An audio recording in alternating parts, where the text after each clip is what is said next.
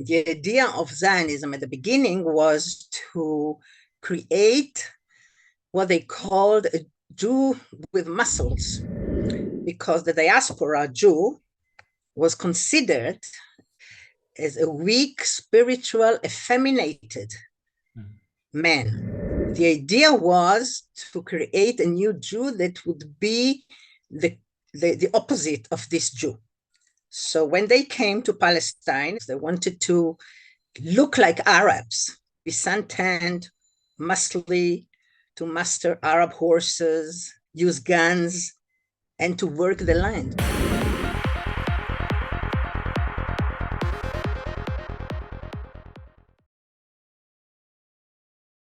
All right, so hi everybody, welcome to another episode of Book Cafe Podcast.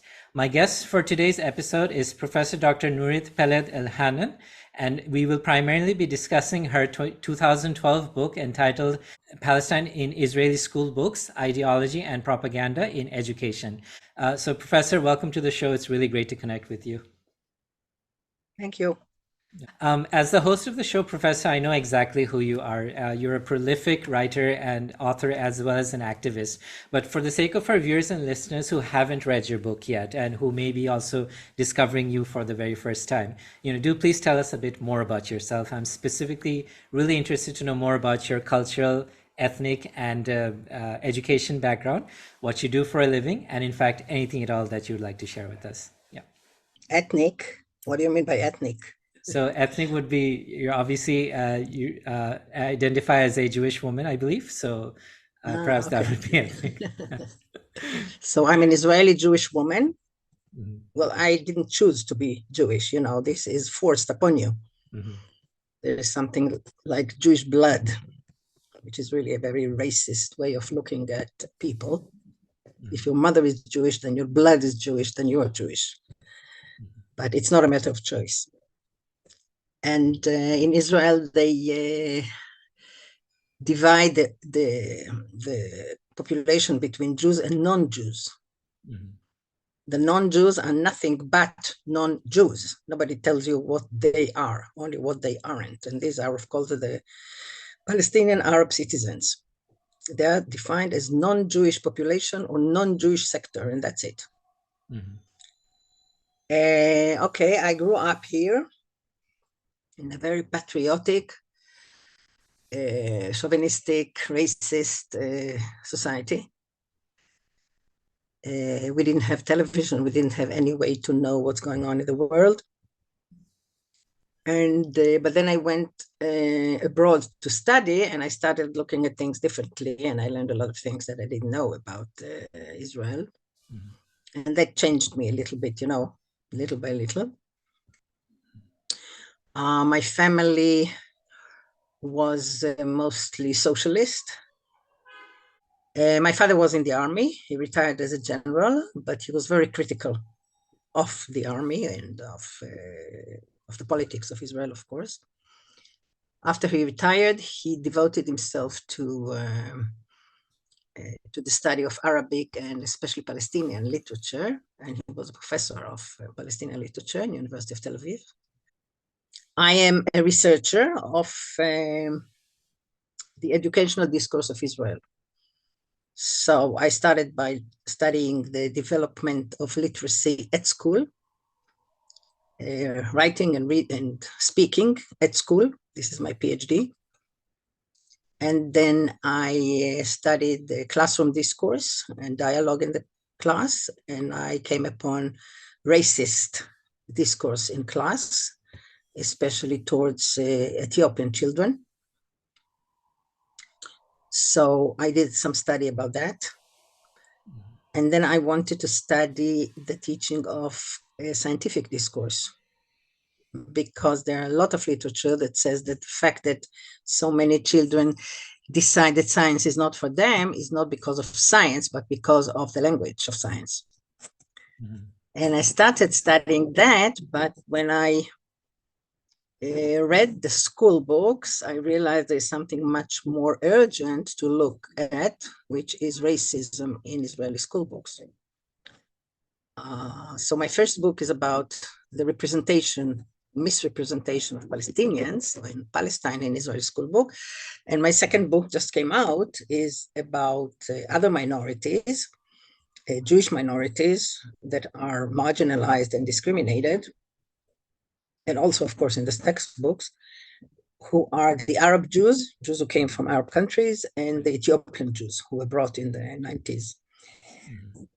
And of course, Holocaust education. Holocaust education is the key factor to understand a lot of things about Israeli education and Israeli behavior also. It is the main factor of Israeli identity, both personal and national. More than Zionism, more than Judaism, more than anything, it's a Holocaust. Israel is presented to the children as an alternative to Holocaust. And the potential exterminators today are, ever since, we befriended Germany at 1953, the Arabs received the role of potential exterminators.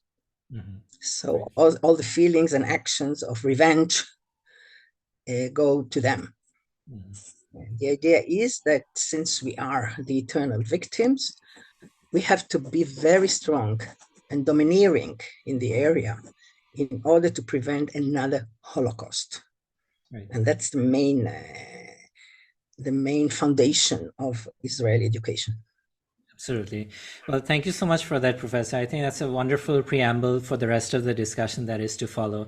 I can find some parallels, Professor, with what you said and how we as Bangladeshis see ourselves, because as you know that we were actually a part of Pakistan between 1947 and 1971. So the Bengali nationalist sentiment that actually arose because West Pakistan wanted to suppress the Bengali language and culture, and so a lot of Bangladeshi identity is actually as in opposition to the Pakistani identity.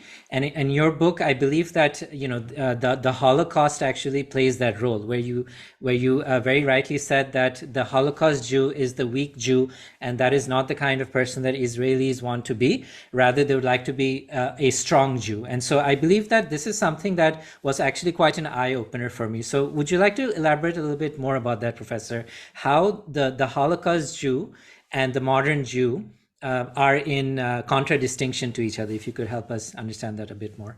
Yeah. Well, this idea was even before the Holocaust, with the beginning of Zionism. Okay.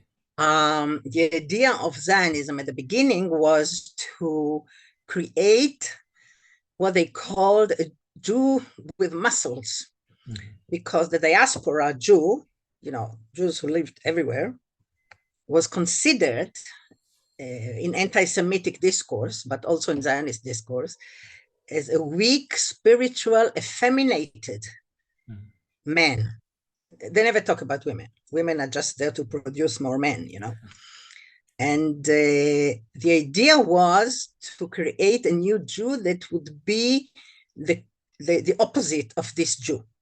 So when they came to Palestine at the beginning of the 20th century, and even the end of the 19th century, they wanted to indigenize themselves. They wanted to look like Arabs, to be suntanned, muscly, to master Arab horses, to know how to use guns, and to work the land, to be farmers, because Jews in Eastern Europe were not allowed to have land. Right. So they were all merchants and bankers and whatever Yeah. That's why, whenever you go to Poland, they sell you these little puppets of a man who holds a coin in one hand and the Torah scroll in another. And when you ask the lady who is sitting there in the street, what is this puppet? She said, this is a Jew. I don't think she knows what a Jew is, but this is the image. Right. And that's because they could not work the land, and so on and so forth. So the idea was to heal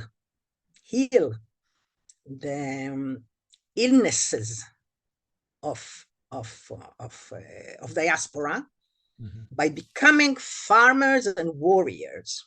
So this was the counter to the diaspora Jew. What happened was, as you know, they became too muscly and much less spiritual. And more and they lost militarized. it. They lost this Jewish quality of being spiritual, and they became thugs, as you know today. Right. But it was even before the Holocaust. After the Holocaust, during the Holocaust, David Ben-Gurion, who was the first prime minister later, said, you can call me anti-Semitic, but I'm ashamed of the Jews in Europe because they don't fight back. And I grew up to despise these people who didn't fight back. They told us they went like sheep to the slaughter. Later on, so we were educated about Holocaust heroism whenever there was some uprising, which was nothing but a choice to die with a gun in your hand because they could never win. This was commemorated in the culture of Israeli school books everywhere. Even today, you can find statues of these people who don't resemble the people at all because they were small and weak and pale, but the statues are, like Michelangelo's David. And Ben-Gurion set the tone to despise them, to really despise them. And then when the survivor came, he despised them even more because they say, how come you could survive? There's something tricky in here, okay? So the attitude towards the victims and the survivors were of complete contempt. Now, later on, they decided that there's something wrong with that.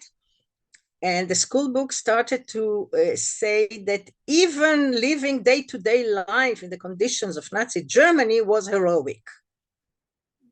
So today we celebrate every year, we commemorate Holocaust and Heroism Day. Wow. But still the idea that you have to be heroic, when you are being exterminated, okay? And the way these people are represented in school books to this day is very demeaning.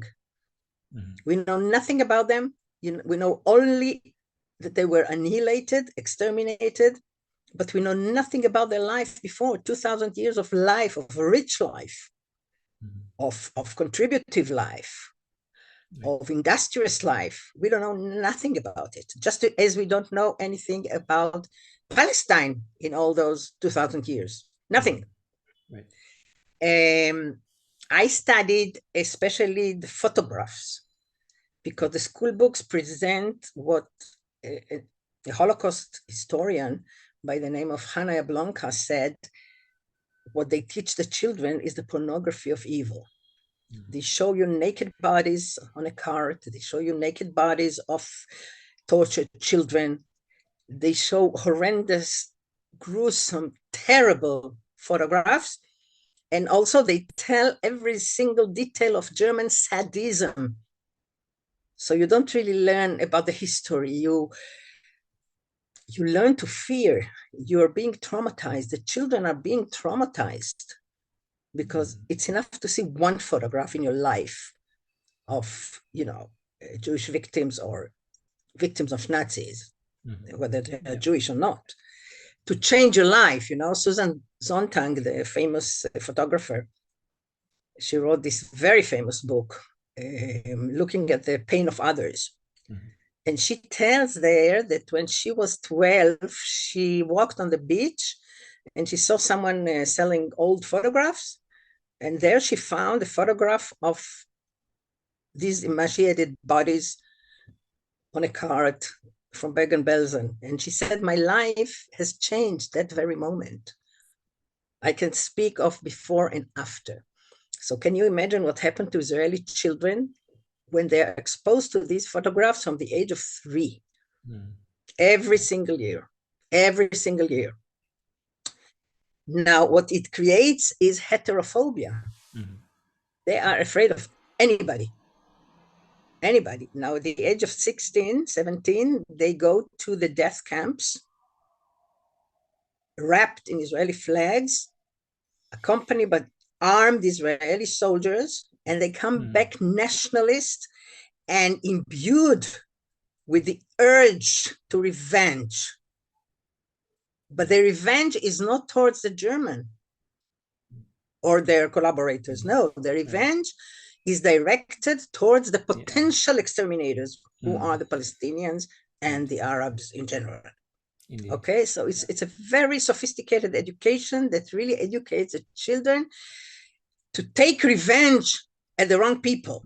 Now there's an organization in Israel called Breaking the Silence, in which soldiers confess about the terrible things they did during their army service, until something changed in them. And all of them say, I was educated to believe that whatever I do to Palestinians will save us from another Holocaust.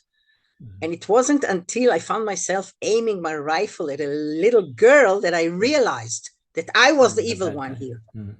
Absolutely. Okay, so it's so deep and thorough and abusive, I would say, really. Abusive, because as this Professor Jablonka says, you only teach the children to be victims. And since they are victims, they must be super powerful and must mistrust everybody, especially the neighbors. Absolutely. Wow, that's really amazing, Professor. And thank you so much. And of course, you mentioned that in your book as well. And you said something else right at the beginning of your answer, Professor, and that is that when the Jews actually saw the Arabs, they wanted to be bronze-skinned like them. They also wanted to be able to ride horses with them. So it seems to me, at least the impression I got was that initially there was a bit of admiration towards Arab culture and society, and perhaps even civilization. However, if memory serves me right, Professor, and I think this is also something that Professor Dr. Avi Shleim had also mentioned in a couple of his books, that when the Mizrahi, the Arab Jews, actually came over to Israel, and the Ashkenazi saw them, and they kind of looked down upon them. There was a racial divide between the two, and they also set in motion a plan to help to de-Arabize them, to make them lose their language and their culture.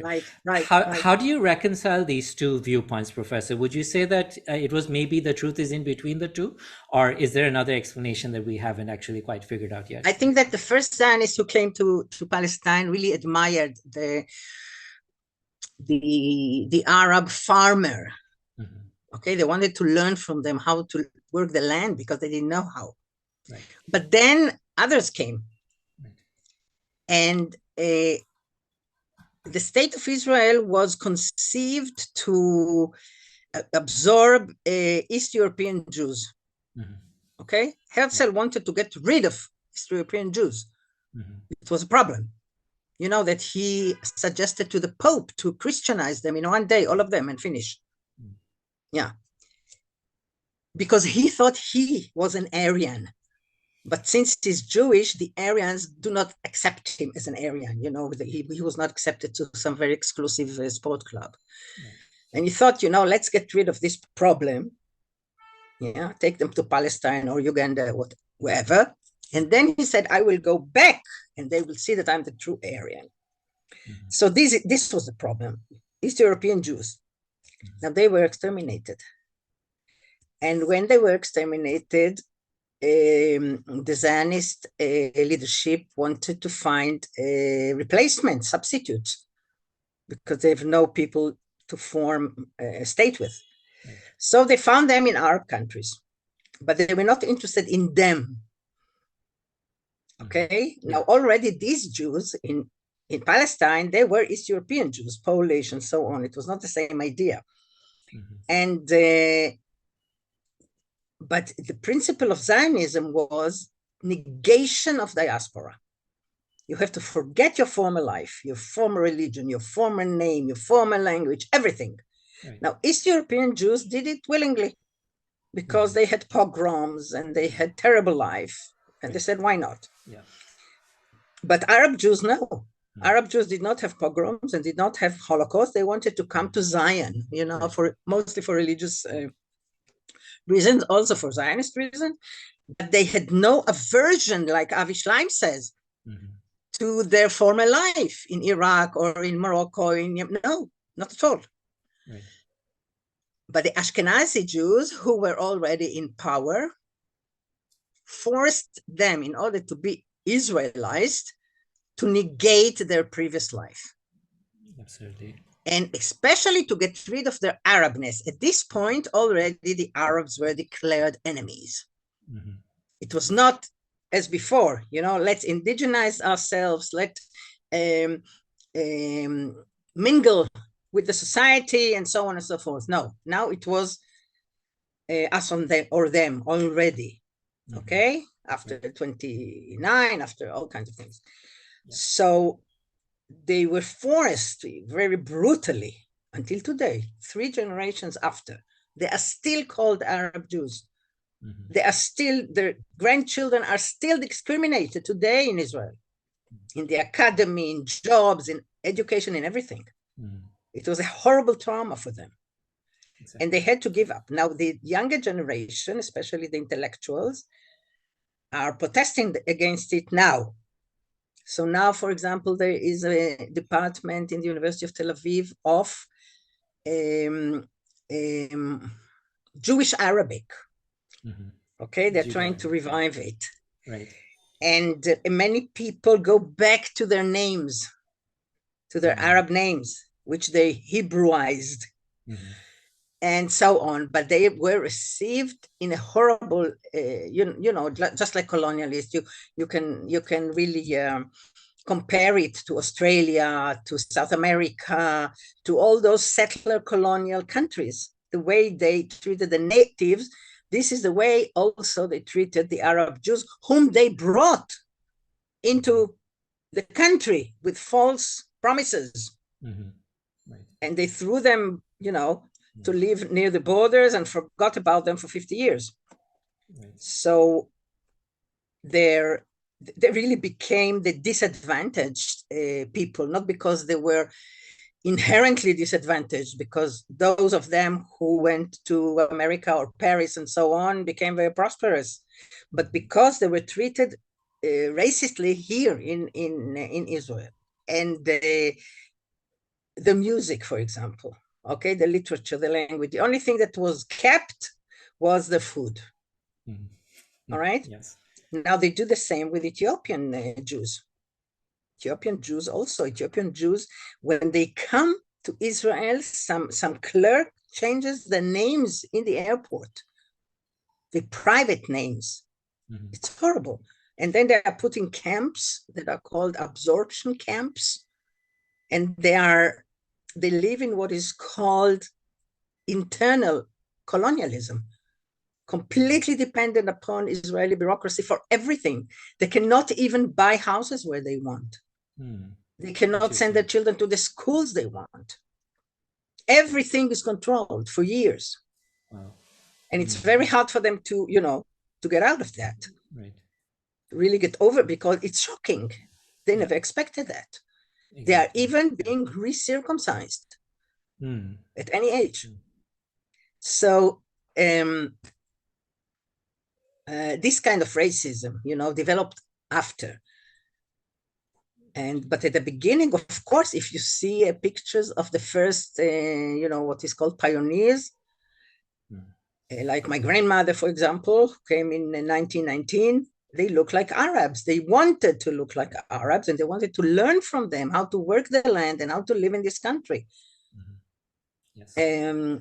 Relationship was very good before. In Jaffa, in Tiberias, in all those places where there were mixed populations, relationship where they lived in harmony. Right. There was business cooperations and so on and so forth. So it became worse and worse and worse when the East European Jews took over, really. Mm-hmm. Yeah, absolutely. And thank you so much, Professor, for that really comprehensive answer. There's so many things and that I'll say something else. Yeah, please. East European Jews, when they were called Oriental Jews by West European Jews. They were called the Black Jews. Oh, okay. So when they came to Palestine, they westernized themselves compared to the Arab Jews.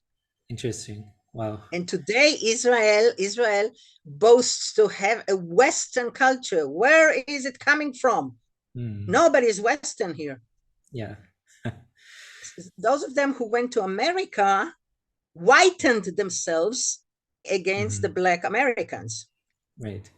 Wow. Okay, but they were called, Hannah Arendt, for example, was very racist towards them. I see. And she called them the Old Student, which just means the Eastern. Right. Yeah, she thought they were primitive.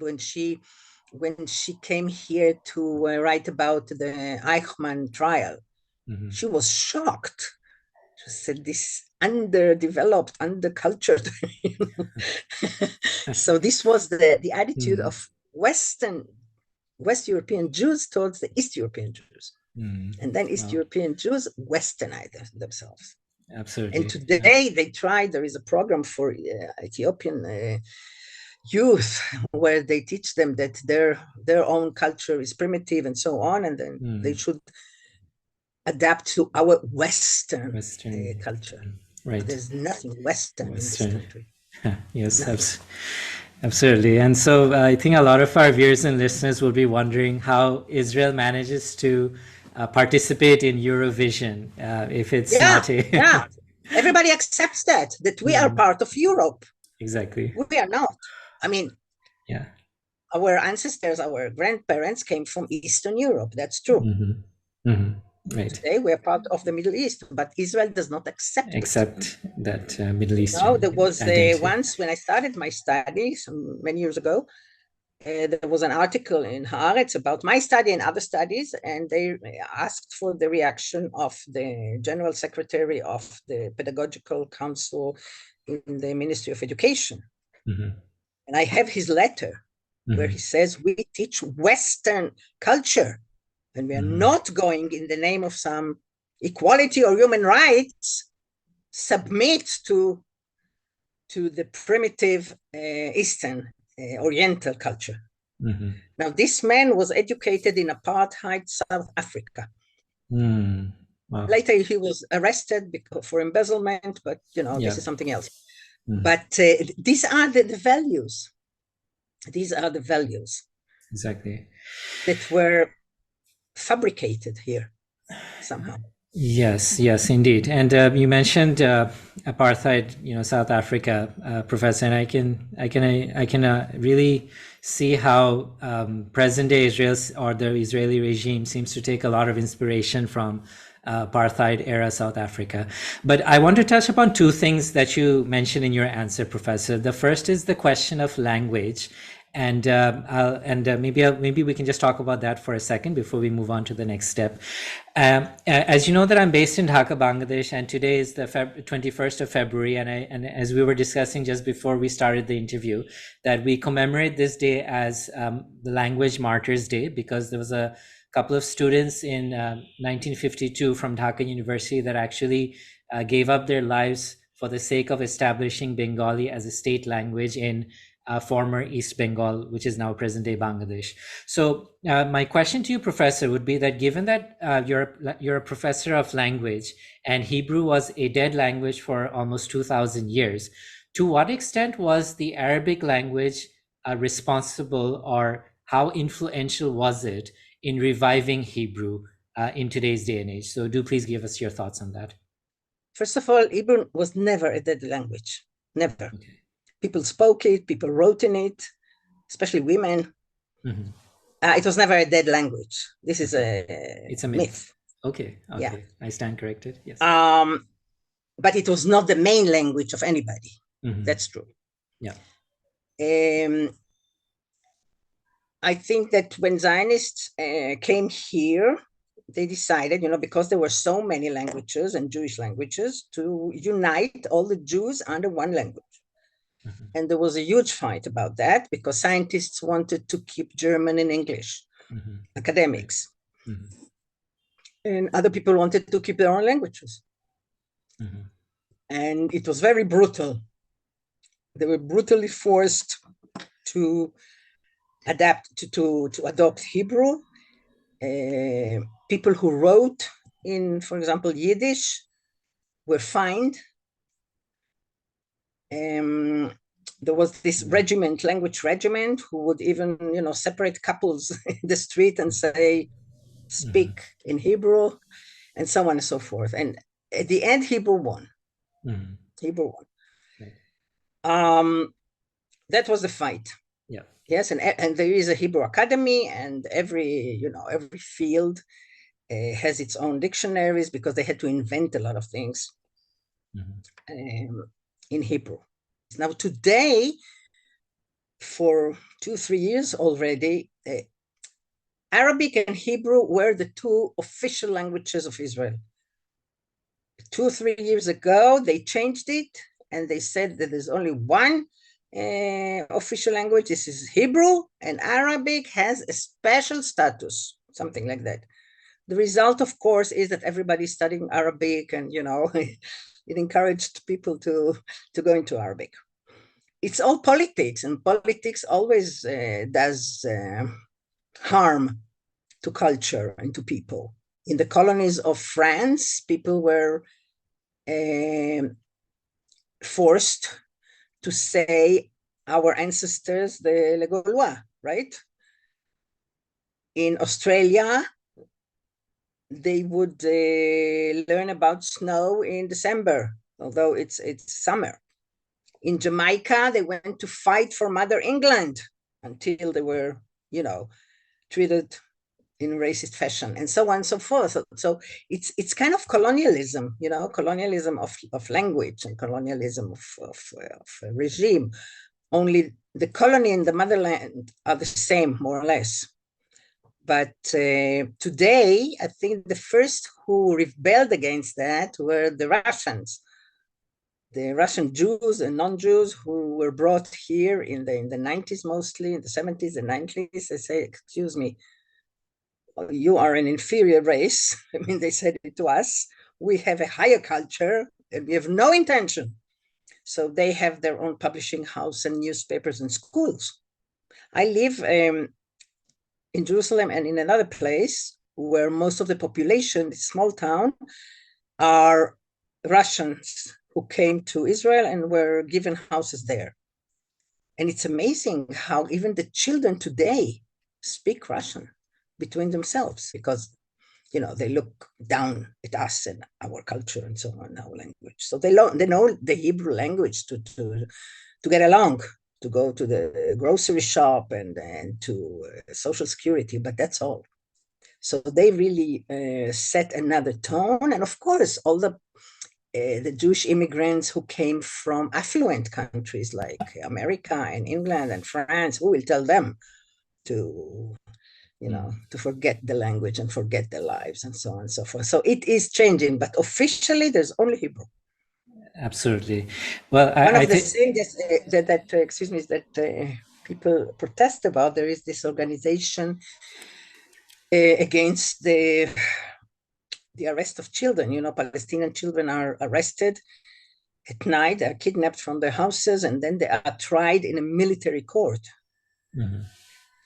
And there they have to sign a confession that is written in Hebrew, and they don't even know Hebrew. Wow. So just now they published it, this organization against the torture and arrest of children. Wow. So if you don't know Hebrew, you can't exist. That's amazing. Wow. So it really is an amazing thing to hear, Professor, because I think that the founding father of Pakistan, Mr. Muhammad Ali Jinnah, would have been very interested to see how Hebrew helped to, create a cohesive Israeli society. To consolidate, exactly. And I believe that the Russians would be the Bengalis in this story, because we were very adamant that we wouldn't have Urdu as a state language in Bangladesh or a national language. So the only difference is that you do it in your own country and they come, But I think people do it everywhere. Mm-hmm. In Canada, the Chinese community can learn Chinese at school, the Yiddish community can learn Yiddish at school, the French community. I mean, it happens everywhere today. It happens. It really happens everywhere today. Yes. And even in the United States, I know when my mother caretaker is from Uzbekistan. Mm-hmm. And she said that her daughter, who lives in America, her children study Uzbeki at school. Okay. See? So, and many places today respect immigrants' languages. And I think what the Russians did for themselves is wonderful. Mm-hmm. Exactly. It's wonderful. Yeah, absolutely. But of course, it makes me a little upset that they don't know any Hebrew or very little Hebrew. For sure. Yeah. Many of them, not all of them, yeah. but many of them, yes. Indeed, yes. indeed. Well, Indeed. some cultures are so strong that they push back at everything. Just out of curiosity, Professor, so I assume that you would consider Hebrew to be your mother tongue. Have I got that correct? Yeah. Okay, awesome. So you mentioned... My parents... Yeah. My Please. parents were born to Russian parents. Mm-hmm. But my grandparents, out of ideology, never spoke Russian among themselves or Yiddish. Okay. Wow. So my parents didn't know Russian and Yiddish, although their parents didn't know any Hebrew. Okay. But they spoke in Hebrew. Well, they spoke in Hebrew. You see, it was a very strong ideological thing. So politicization, I suppose. My grandmother used to tell us that my grandfather, when they were young, came to her and they were in what was called in a labor regiment. It was a socialist movement that built roads in the country and buildings, and they live in a commune. So he came and he said in Hebrew, "How are you?" And then she moved to his tent. That was it. But they both didn't know the language, but they insisted on speaking the language. It's amazing. Wow. And my parents didn't know any other language but Hebrew. I mean, they knew English and so on, but no Yiddish. My son is a professor of Yiddish. Wow, now that's amazing. He went back to the culture. Okay, that's amazing. Wow. Well, thank you so much once again, Professor, for sharing those family histories. And speaking of family, Professor, I need to ask a very tough question at this point in time. So, given and let me just put a preamble to it. I think that a lot of our viewers and listeners who are already familiar with you would know that you tragically lost a daughter in 1997 in a terrorist attack in Jerusalem. And given that you've still been so vocal and pro-Palestinian in most of your views, how do you do it, Professor? How does one face a personal tragedy of this magnitude and not feel bitter towards, quote unquote, the enemy? Do please tell us your thoughts on that. I think that all the children killed in this conflict are the victims of Israeli occupation. I do feel bitter towards the responsible ones. And I said it right away, that the responsible one is the Israeli government. Palestinians are not suiciders by their nature or murderers. I think we are all the victims of Israeli occupation. So it depends where you point your finger. Okay, this poor boy who blew himself up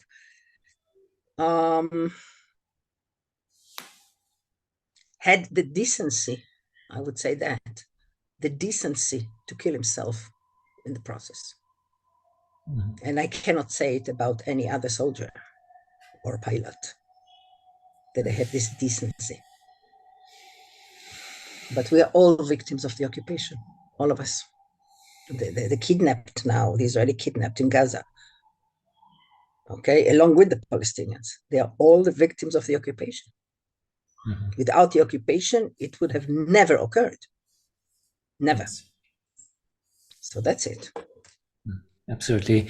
And if I could just throw in one silver lining in this, Professor, I believe that both you and your husband, Rami, created a society called the Parents Circle. I beg your pardon? Oh, okay. Parents Circle was created by an Orthodox Jew named Yitzhak Frankenthal. Okay. Whose son was kidnapped and murdered by the Hamas very cruelly. And it was at the time of the Oslo Agreement. Now, the Israeli government always uses and abuses bereavement and bereaved parents in order to, to propagate whatever they want to propagate. And especially anti-peace, anti-accord, anti-Palestinian, and so on. So this man, Itzhak Frankenthal, wanted to create an organization that would support Prime Minister Rabin in his effort for peace. Right. And he said, my son wanted peace. My son wrote me last letter and said, why can't we do something to have peace? So he created this organization. My husband joined. I'm not part of it at all. Okay. So I never been a part of it. Okay. And my husband is a very vocal part of it, and he was the CEO of the Parent Circle and so on and so forth. Also, my children are active there, but it was Itzhak Frankenthal and not us. Okay, absolutely. So I do stand corrected. So yes, I saw a lot of the videos. Everybody thinks that. Everybody. I think because I got the Sakharov Prize, they think, why did you get the prize? Probably because of that. No. Yes, indeed. And I have to say that, at least for me, at least, if I want to see a happy silver lining to this particular story, I would say that, the fact that the circle is able to bring Israelis and Palestinians together, bereaved family members together. So, of course, it must lead to something good, God willing, at some point in the future. So at this, I don't think we have to look leading to something good. Right. We have no influence whatsoever on the regime. Okay. Nothing. We never will have. We are something good. Mm-hmm. And that's it. Absolutely. The alternative Memorial Day. Yeah. That the Parent Circle and Combatants for Peace, which is also a Palestinian-Israeli organization, organize every year. Yeah. At the same day of the Israeli National Memorial Day, started with 200 people, and last year was about 20,000. Mm-hmm. Okay. So we are something good. Yes. But we cannot influence the regime. Mm-hmm. We never will. I don't think we ever will. Okay. And just coming to this point about influence, Professor, do you believe, we were extremely privileged to have had both Gideon Levy and Professor Dr. Ilan Pape on the show. And they both were of the opinion that it is only external pressure that is going to help influence the Israeli regime and have an influence on Israeli society. And they specifically mentioned that it has to be the United States. Would you agree with what they stated, that it is external pressure, especially US pressure on Israel, that is going to have this change? United States give Israel $11 million a day. Mm-hmm. To maintain this horrible regime of occupation. United States vetoed now the verdict in Hague. Yes. The UN, the International Court of Justice, the International Criminal Court, the European Union are worth nothing because of the American veto. And we've seen it now. Right now, after the Hague. So, of course, if America will change and stop giving this $11 million a day to this horrible, disastrous regime, it will stop. They cannot survive without this money. Mm-hmm. But, there's something interesting. I thought about it now. I spoke twice in Denmark. And the first time, after I spoke, somebody came up to me and he said, stop saying the world when you mean the West. He was from Nepal. Mm-hmm. And then the second time, it was the same thing. He said, you remember what I told you some years ago? Don't say the world when you mean the West. And I think, what we call the Eastern, Asia, they could do something, maybe. Mm-hmm. We don't hear from them anything.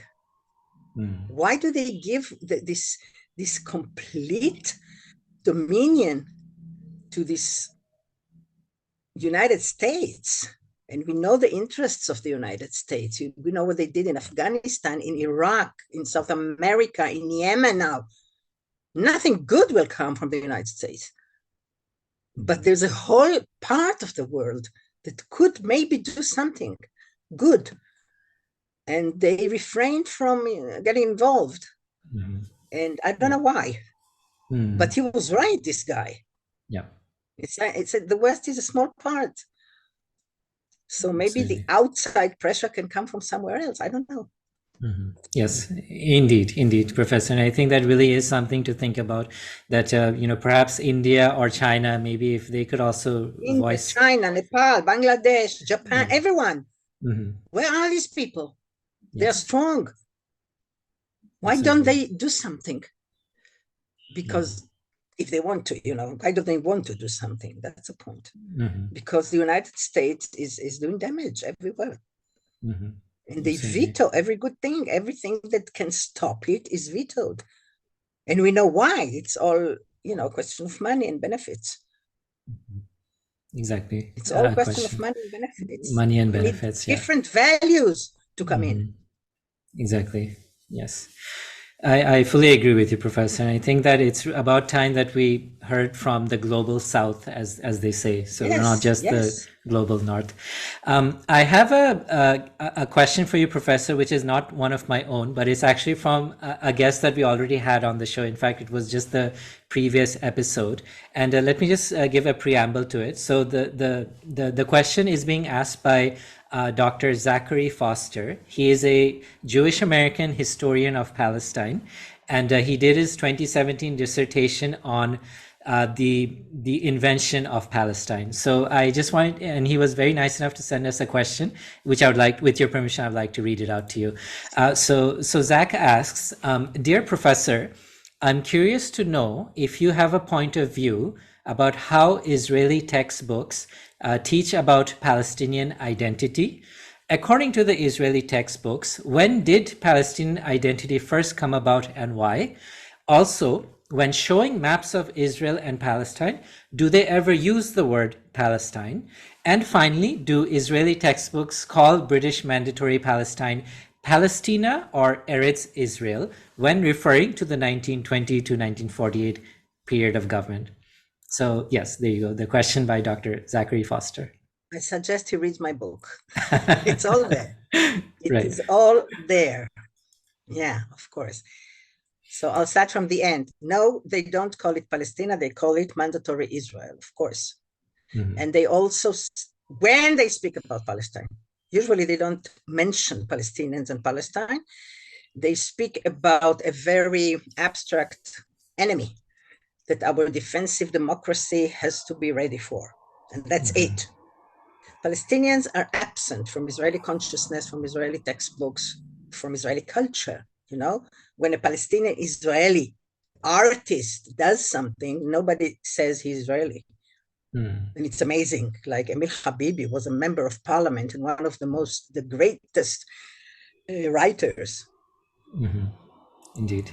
And nobody mentions him within Israeli literature, okay? Because he wrote in Arabic. Now, they don't mention Palestine. They call them Arabs.